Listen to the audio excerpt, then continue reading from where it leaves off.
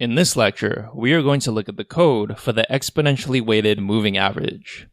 This lecture is going to walk you through a prepared Colab notebook, although a very good exercise, which I always recommend, is once you know how this is done, to try and recreate it yourself with as few references as possible.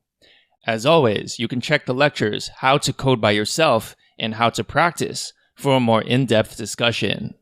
If there's anything in this lecture you didn't understand, or you think I missed a step, or didn't explain why we were doing something, please use the Q&A to inquire. As usual, you can look at the title of the notebook to determine what notebook we are currently looking at. So before we start to look at the code itself, let's talk about the dataset. In this lecture, and for most of the lectures in this section, we'll be using the airline passengers dataset. This is a famous time series analysis dataset, and it's basically the MNIST of time series analysis. So why do we want to use this dataset instead of stock prices? Well, first of all, as you know, one of my main rules of machine learning is that all data is the same. That means even when you change your dataset, this does not mean that your code or your algorithm changes. That's why libraries such as the ones we use in this course can exist. Everyone, no matter what dataset they are working on, can make use of these same libraries. So if you wanted to switch out this dataset for a stock price dataset, that is very easy to do. But recall what we said earlier about the random walk hypothesis and the efficient market hypothesis. Many of the techniques we'll be learning in this section on time series analysis depend on having some structure in the data. That is, more structure than would typically be observed in a stock price dataset. Therefore, in order to really understand these algorithms, you want to achieve non-null results. And using better datasets lets us observe such meaningful results. Now, of course, you might wonder, why do people even bother to teach these techniques in courses about financial engineering if they cannot be used in the same way that they are used for datasets like airline passengers? In fact, you'll see that this is quite common. Many textbooks and classes which discuss statistical analysis for financial engineering look at these time series analysis methods. As you recall, I said earlier that it's not so much about making pretty predictions, and it's more about modeling and understanding how well your model matches the data. So a key part of this is mental. It's getting past the idea of achieving high predictive accuracy.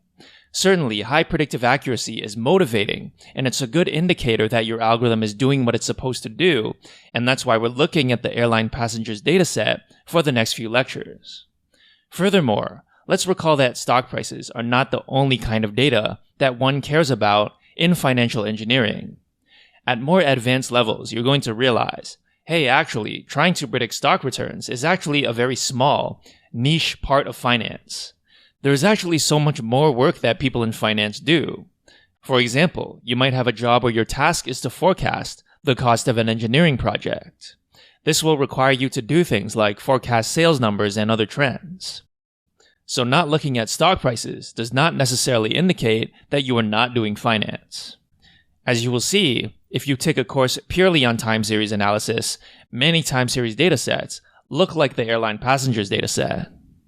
Remember that, ultimately, financial data is data about the world, not just technical data, which is just a very small part of all financial data. So to conclude, not looking at stock prices does not at all mean that you are not doing finance. That said, the first line here is to download our airline passengers CSV. Next, we import pandas and numpy, not too surprising. Next, we use pd.readcsv to load in our CSV. Again, not too surprising. Notice that the index column is month, so this is monthly data rather than daily data. Next, we do a df.head to see the first few rows of our dataset. As you can see, our index is the month, and the passengers column contains the number of passengers in that month. Next, we do a df.isNA to check if there are any missing values.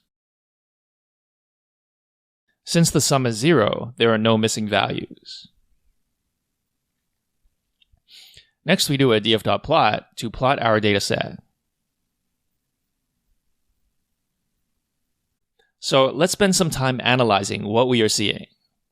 First of all, this looks nothing like a typical stock price time series. There seems to be very little randomness in this dataset. In fact, that would mean that this is a great candidate for statistical and machine learning techniques. Remember that we used to call machine learning pattern recognition. That is, machine learning is all about recognizing and modeling patterns, and clearly there is a pattern here. On the other hand, stock prices might be characterized by their lack of patterns.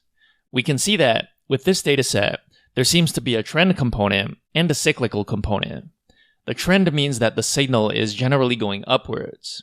The cyclical component means that there's some periodicity where the same pattern repeats itself. We can see that this cyclical pattern actually amplifies over time, so it's not a constant cyclical pattern. It's also difficult to tell whether the trend is increasing linearly, or if that is also increasing over time, perhaps exponentially. In this time series, we don't have enough data to see that. However, one might surmise that many real-world phenomena grow exponentially. For example, the number of transistors on an integrated circuit grows exponentially. This is known as Moore's law. Due to recent world events, we know that viral transmission exhibits exponential growth. Of course, this is limited at some point, since the world population is finite, so in fact the overall curve might look like a sigmoid. Let's begin by setting our alpha parameter to 0.2. Why did I choose 0.2? No particular reason. You can think of this as a hyperparameter that you can optimize. Next, let's calculate the EWMA. This can be accomplished by first using the EWM function. We pass in our alpha parameter and we say adjust equals false. Why adjust equals false? When you set adjust equals true, it actually does a different calculation than what we discussed in the theory lectures, which is not what one usually considers to be the EWMA. So we use adjust equals false so that pandas uses the method we expect. Finally, we call the mean function because we want the exponentially weighted moving average, which corresponds to the exponentially weighted mean. We assign the result to the column called EWMA. Next, just in case you're interested in the data type returned by the EWM function, I've printed that out. So as you can see, we get back an object of type EWM. So if you're interested in looking at the documentation for this object, now you know which page to go to. Next, we do a df.plot to plot everything currently in our data frame. As you can see, the exponentially weighted moving average is kind of like a delayed and damped version of the original dataset, similar to the simple moving average. You might want to play around with the value of alpha to get a better feel for how it affects the moving average. Next, what I always like to do, if the equation is simple enough, is to check whether pandas is doing what we expect it to do. That is, does it implement the formula we discussed in the theory lecture? To check this, we're going to use that formula manually. To start, we're going to create an empty list called manual EWMA. Next, we're going to look through every element in the passengers column of our dataset.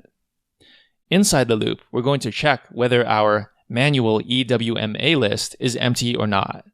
Remember that the EWMA is calculated based on its previous value. If there is no previous value, then we can't use the formula.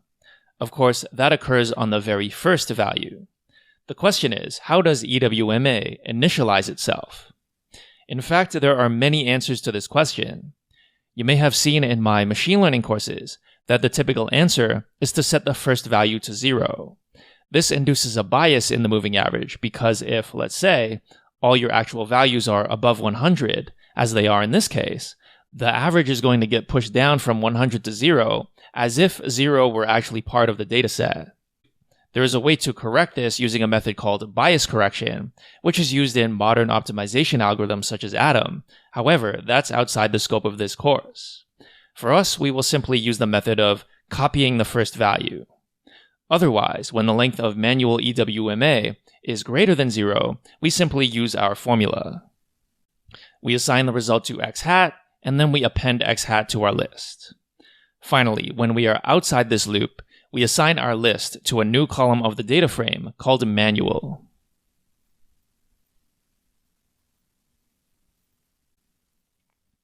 Next, we do a df.plot again.